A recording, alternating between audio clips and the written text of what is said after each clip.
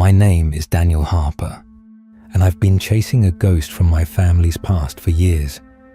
My great-grandfather, Thomas Harper, was a miner in the California desert during the 1950s. He worked at the Eagle Mountain iron ore mine, a place that promised riches but swallowed men whole. One day in 1955, he vanished without a trace, leaving behind only rumors and a void that haunted our family for generations. Growing up, I heard whispers about Thomas, how he was a stubborn man, driven to provide for his wife and kids, but consumed by something he found in the mine. Some said it was a vein of ore that could have made him rich. Others hinted at something darker, something that didn't belong in the light. Whatever it was, it took him, and I needed to know why. Last year, I found a box of his belongings in my attic, letters, a pocket watch, and a journal that changed everything. The journal was filled with cryptic entries about his work at Eagle Mountain, mentioning a discovery that both thrilled and terrified him. I knew I had to go there, to walk where he walked, to find the truth. Eagle Mountain is a ghost town now, abandoned since the mine shut down in 1981. It's fenced off, patrolled by security, and steeped in stories of hauntings. But no fence could keep me out. I had to see it for myself. Before heading out, I dug into Eagle Mountain's history. Old newspaper clippings told of unexplained disappearances in the mine, workers who never came back. A 1982 article described residents fleeing after seeing apparitions and hearing voices in the night. The official story blamed economic collapse, but I sensed something more sinister. I arrived in Desert Center, a dusty speck of a town near Eagle Mountain, on a blistering afternoon. The heat was suffocating, the kind that makes the horizon waver like a mirage. I checked into a run-down motel and headed to the local diner to ask around. The diner was quiet, just a few locals sipping coffee.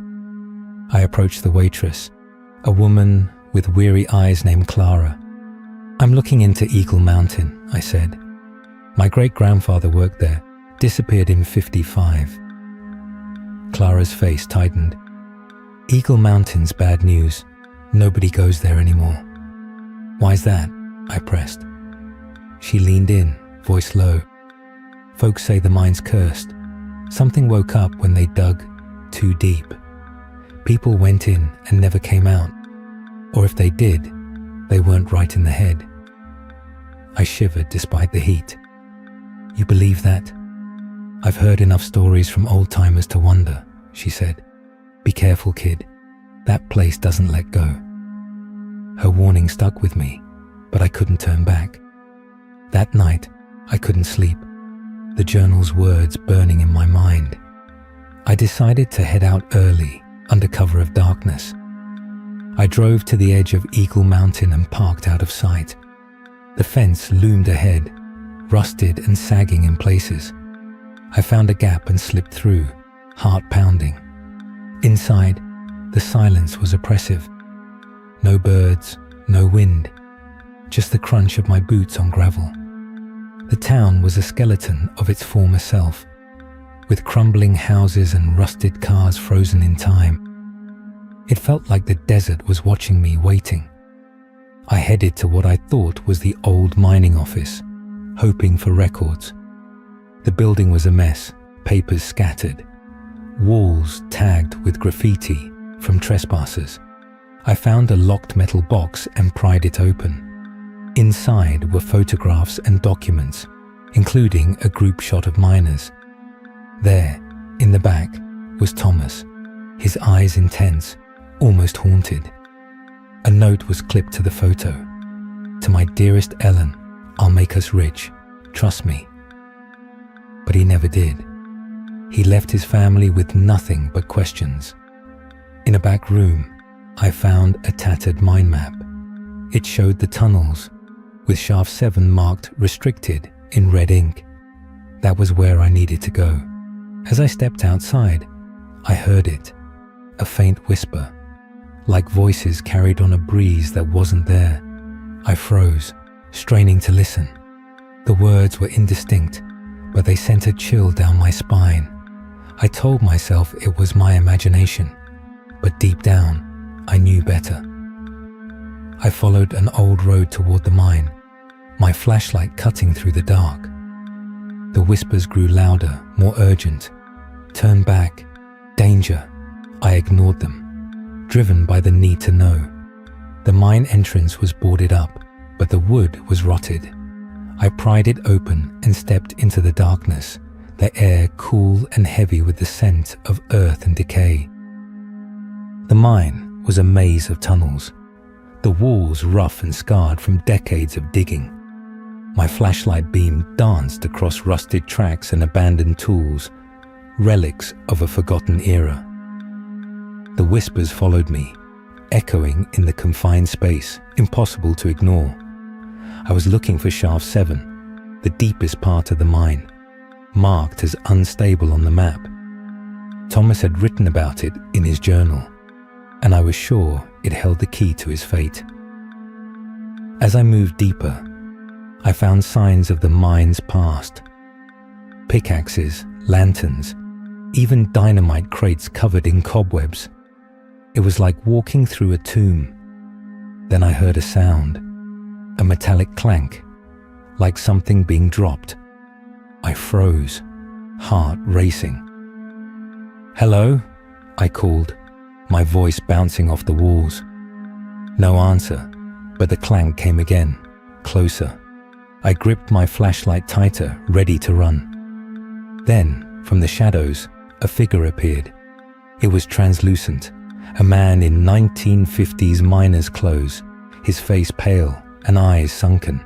He pointed back the way I came. "Leave," he whispered, voice like dry leaves. "It's not safe." I stumbled back, fear choking me. "Who are you?" He didn't answer, just faded into the dark. I stood there shaking. Had I seen a ghost? Part of me wanted to flee, but I couldn't stop now. The whispers grew clearer, forming words. "He's coming. The Guardian. Beware." I didn't know what they meant, but they filled me with dread. I reached a junction where the tunnel split. The map pointed left to Shaft 7. I took it, descending deeper. The air grew colder, my breath visible in the beam of my light. Finally, I saw the entrance to Shaft 7, partially collapsed, with a faded sign. "Danger, unstable." I squeezed through, the tunnel narrowing around me. Inside, I found a chamber. In the center was a pile of bones, human bones. My stomach twisted as I realized this could be Thomas. Beside the skeleton was a pickaxe and a leather satchel. I opened the satchel, hands trembling. Inside were a pocket watch, a photo of my great-grandmother, and a notebook. The entries were frantic. June 15th, 1955. The voices won't stop. They're in my head telling me things. I'm losing it. June 20th, 1955. Saw it in the chamber, a shadow with burning eyes. It said I disturbed its rest. I have to leave. June 25th, 1955. Going back with dynamite. If I conceal it, the curse might end. If not, I'll take it with me. The last page was blank. I looked around and saw signs of an explosion. Charred walls, debris. Thomas had tried to stop something, but he failed. I had to find the chamber he mentioned. Following his directions, I continued down the tunnel until I reached a heavy wooden door, glowing faintly from within. I pushed it open and stepped into a vast chamber. The walls were carved with strange symbols, like an ancient temple. In the center was a black stone altar, and on it, a small box pulsing with light. The whispers screamed, "Don't touch it, leave!" But I was drawn to the box. I lifted the lid, revealing a crystal that glowed with an unnatural cold. The room shook, and a wave of energy hit me. From the shadows, ghosts emerged, miners, their faces twisted in pain. Among them was Thomas, looking just as he did in the photo. "You shouldn't have come," he said, voice heavy with regret. "You're trapped, like us." "What is this place?" I asked, terrified. "This chamber holds an ancient evil," he said. "We broke its seals mining here. It cursed us, binding our souls. You freed it again." A dark shape formed above the altar, a massive shadow with fiery eyes. I turned to run, but the door slammed shut. Rocks fell as the ground trembled. "How do I stop it?" I pleaded. "You can't," Thomas said. "The curse takes all." The shadow lunged, its cold tendrils wrapping around me. My strength faded, and I collapsed, the whispers roaring. "Welcome to eternity." I woke on the desert floor, the sun searing my skin. For a moment, I thought it was a dream. But Eagle Mountain was gone. No town, no fence, just sand. Then I saw my hands, translucent, like the ghost in the mine. Horror gripped me. I was a ghost, bound to this cursed desert forever. I tried to scream, but no sound came. I was silent, invisible to the world. Time blurred. I wandered the sands, watching adventurers come and go, unable to warn them. Their laughter mocked my despair. One day, a young woman arrived, clutching my journal. She looked like my daughter, maybe a granddaughter. She called my name, tears in her eyes, searching for me. I reached out, desperate to comfort her, but my hand passed through. She sat where the mine once was, now just rock, and wept. "Where are you, Dad?" She left, and I was alone again. Now, I'm a whisper in the wind, a shadow in the night. If you visit the California desert and hear a voice urging you to leave, it's me, trying to save you. The sands are cursed, and the ghosts are real.